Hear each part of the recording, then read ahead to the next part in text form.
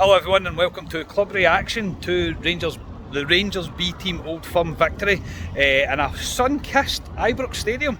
I am your host Scott Carney, I'm with Ali Pearson.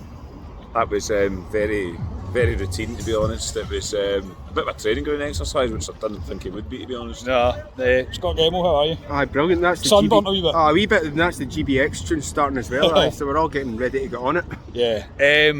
A very convincing win by Rangers. I mean, it wasn't really a competition. All the goals coming in the first half. McCausland got Rangers off the mark within 30 seconds after a mistake at the back for Celtic. Lowry got the second with an amazing run and a great finish. And the third one was Weston to put his 3-0 up within 30 minutes, I think it was.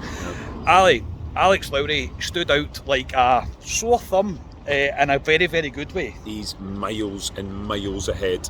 I mean, if Celtic are pinning their hopes in that Dembele, fuck me, he was garbage, by the way. But Lowry, head and shoulders above anyone in that park, and I'm really looking forward to seeing him in the first team going forward. Yeah, Scotia, your thoughts? Oh, I thought you were going to slag me because last night I said that I don't expect to see Lowry or McCann or King in the team. All three of them in the team. The reason I said that is because obviously the main team were away to Dundee today. Yeah. And they were all starting. Lowry got 75 minutes odd. King was about 75 minutes as well. Yeah. And McCann gets 75 minutes as well. Yeah. Lowry was brilliant. I think Lowry stood out. McCann as well stood out. In fact, see the sort of the front line. King. McCann, Cole McKinnon I thought was really good today as well. Weston, Lowry and McCausland. In the first half they were absolutely fantastic, I thought. Yeah, King stands out because of his physical build as well more than anything else.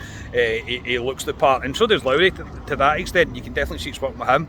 Ali, I said to you during the first half, McCausland, I'm pretty positive that he'll be on some form of bulking up because he's not far away.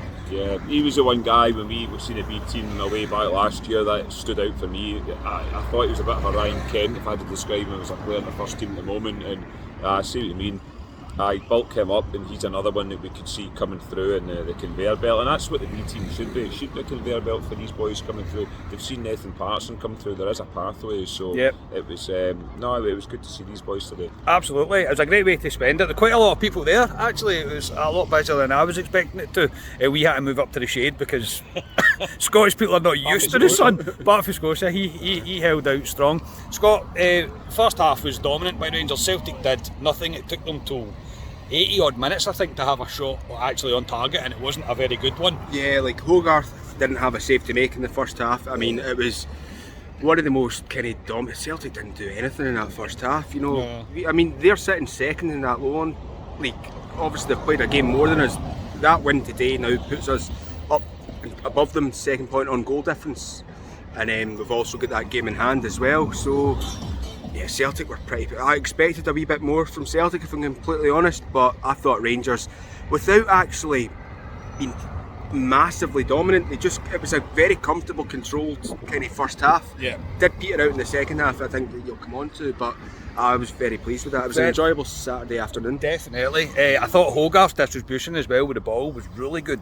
Throwing and kicking, he was both really good. Second half, mate, non-event. Really, no real great chances for either team, but again, Rangers dominated it. It was controlled as you like. Yeah, they're 3-0 up Rangers, and like you say, Celtic really did nothing, to be honest. But it was a bit of a non-event. It was, like I say, it was a bit of a training ground exercise. You said Carney had a feel of a friendly at some points, and it did. It kind of felt like the second half felt a wee bit like a Legends match. And it did peter out, and it would naturally do that. To be honest, a lot of changes were made as well, which disrupts the rhythm of the game. But overall, I thought the Rangers B team were really good today, really impressive. Celtic, they were very disappointing. Oh, so poor. Miles off Rangers, really miles off. Scotia, you probably know most about the B team, so who was your man of the match today? I know Miller that got it? No, Murray Miller got it from the stadium or the Tara announcement. But I'd probably say I thought Cole McKinnon kind of done really well in the middle of the pitch. It's difficult because the first half we were far better. Like as I was saying with the front players, but overall, I'd maybe give it to McKinnon personally. Yeah, first half, if we were basing it just on the first half, it was Alex Lowry for me. He just looks the part. He looks so unbelievably better than anybody else that was really on that pitch. The way he was reading the game, his football and brain, everything about Lowry. The more and more I see him, the more and more I'm getting excited by him. Ali, can you pick a man of the match?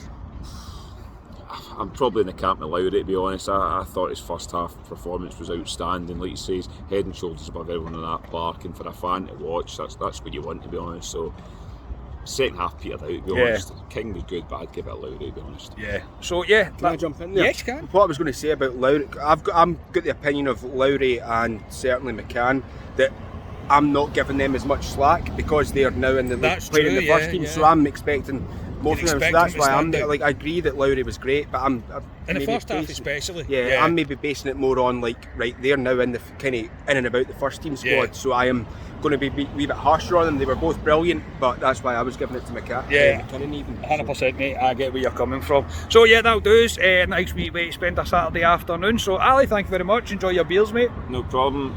Just away for a couple of beverages in the sun, so we should be good.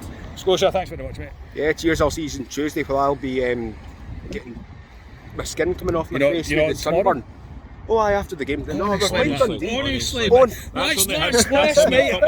night and today, mate. My goodness. What I would say as well, actually, see, because Lowry, King and McCann were playing, we might see the fabled Cedric Hinton on the bench tomorrow. My goodness. Yeah, we will be back tomorrow with a reaction after the Dundee game. I'll leave you with a beautiful. I can't watch my camera properly. There you go.